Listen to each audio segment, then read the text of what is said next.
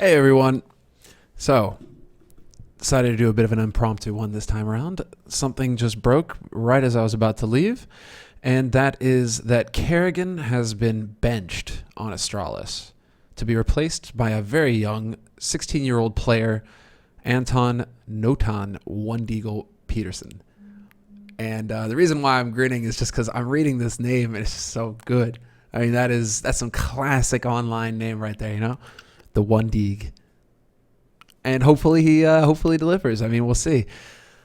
They've just announced this interesting move for Astralis, obviously, because that's Karrigan. That's the man who, when he came into the roster, took over the leadership role and decided this is how we're going to play the game and had a direct impact on the team. And we saw the rise of Astralis thanks to him being a part of the team. I think he had an idea of what he wanted to do with the roster. He had an idea of how he wanted to play CS.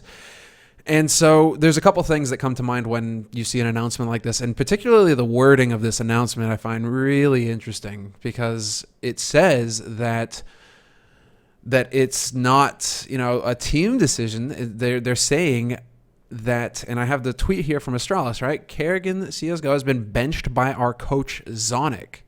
We will be playing with Notan in our upcoming matches. Okay, who knows? The Notan question I don't find it super interesting. It just feels like this is like a stand-in sort of thing that they have going. I don't see them actually pursuing some kind of like full-time career with him or having him in the roster. He lacks LAN experience. I mean, if Astralis wants to start winning tournaments again, I think they need to be going with more of an experienced player than Notan. No knocks on Notan. It's going to be really sick to see him play with such experienced players and to play with basically one of the best teams in Denmark, one of the best teams in the world. And so, it's going to be invaluable experience for him. Great opportunity. That's sick. But what I think is, just keep an grain of salt, guys. Don't bash him. If he doesn't perform, don't just avalanche on him. There's going to be crazy pressure on the guy. So, just let it be, right? But,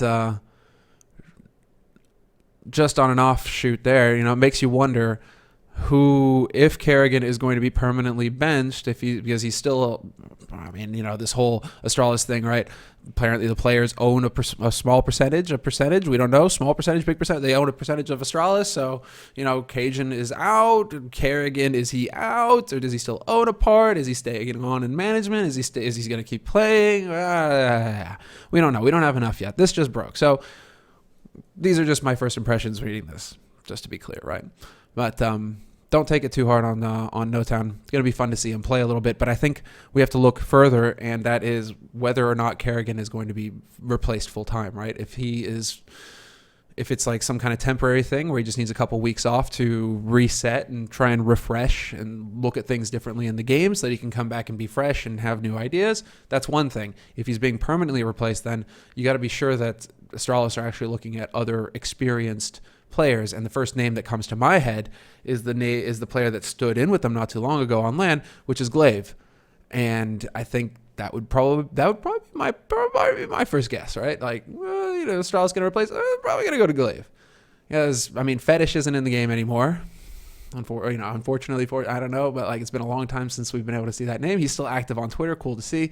He still follows, but we haven't seen him really, be playing for a long time. So Fetish is no longer an option. If we're talking about teams that are current, teams that are playing, I think Glaive is like the standout player right now to keep an eye on, to fill that in-game leader role perhaps, or to just come into the team. All right. That being said, what I thought was really fun about this is it's a two-part thing, right? Two things stood out to me when I saw this announcement, right? And the first one is Zonic making the call. I think that's very interesting because as far as I know, I tweeted this immediately, right? Where I was like, as far as I know, this is the first time that a CSGO coach has, if it's true, if he made the decision and if the decision is solely his, right? Couple of caveats there, right? But if the decision is solely his, I think this is the first time that I've heard of a CSGO coach at least having this kind of clout in a team to say, okay, I'm not happy with how you're playing, or you're clearly not working with the team well, or we're not agreeing, or whatever reason, but that's it, you're benched, right? That to me is a really interesting development because as far as I know, and I have a few people on Twitter saying, well,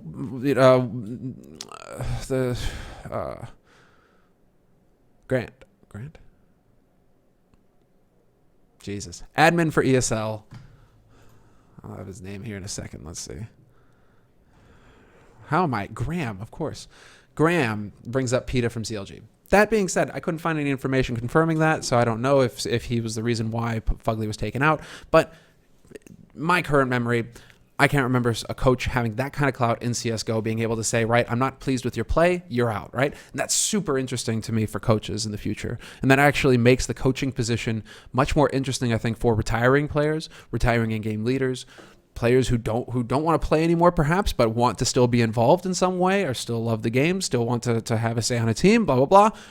If all of a sudden the coach role isn't just like some glorified cheerleading role, because Valve are obviously toning down on the in-game leader role. I mean, we've definitely made progress with the coaching role for quite some time, but this to me is like a big step. This is where the coach can actually start really, he kind of has those reins of an in-game leader. You know, even if he's not calling all the shots in-game due to Valve rules, he can still have a say on how the game is played and how the roster is going to work. And that gets really interesting, because then all of a sudden that coaching role, it's just like, okay, if you have influence on strats, on tactics, and then you get influence on, you actually have tools, right? The kind of clout necessary to keep your players in line and keep them on course, right? Because if the player thinks, well, okay, I need to stop and listen to what he says because otherwise, you know, I might get the bench. That's really interesting to me. So if it's actually Zonic, right, who, you know, took the thing, it might be that Zonic was just like, you know what, put my name to it.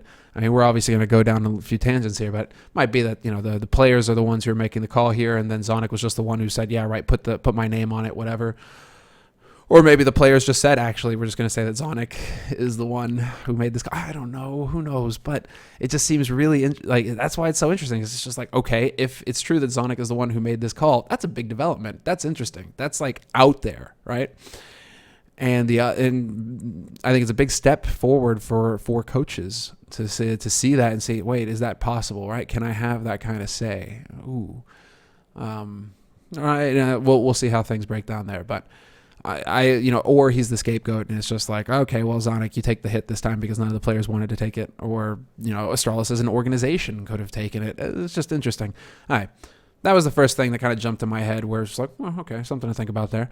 The other thing that I was thinking about was, it's just the unfortunate fate of Karrigan, right? And this is why I'm saying, you know, he's questioning his existence, is because it sounds very familiar to existence. One of the best in-game leaders in CS history, Source, and then going into CSGO, led Very Games, led Titan, G2, but eventually got cut at the end of the day because the teams that he led couldn't get results at the majors. They just could not get out of their groups at the majors. And I think that, you know, no matter what, I think that at the end has to be at the core of why he was eventually cut from the roster, from the active G2 roster, and replaced, is because you can make all the right calls, but, or let's put it this way, you can be an excellent in-game leader, but if you're not getting the results, eventually your team is going to lose faith in what you're saying, and then it's just this eternal struggle that's not going to go anywhere until eventually the team decides, right, okay, we need to change, and then it's 4 versus 1, and that guy's going to go. And I think that that's what happened with Existence, and I get the feeling, I'm getting a little bit of a feeling here that that this is kind of what's happening with Karrigan, is that he, you know, they had that stint of a very strong period, and they've still consistently been pretty good. I mean, definitely some rough patches, but, you know, they've still been able to make top 8, top 4, but they haven't gotten any closer, it feels, to winning that major, which is obviously the end goal, end all be all for all of these teams competing, is to win that major, to get up on that podium, you know, with the likes of the Fnatic, the SK, right, the NIP, the Envy. You know, that's where you want to be, right? And so any team out there is going to be trying to make the cuts, the adjustments, the plays to get to that top spot.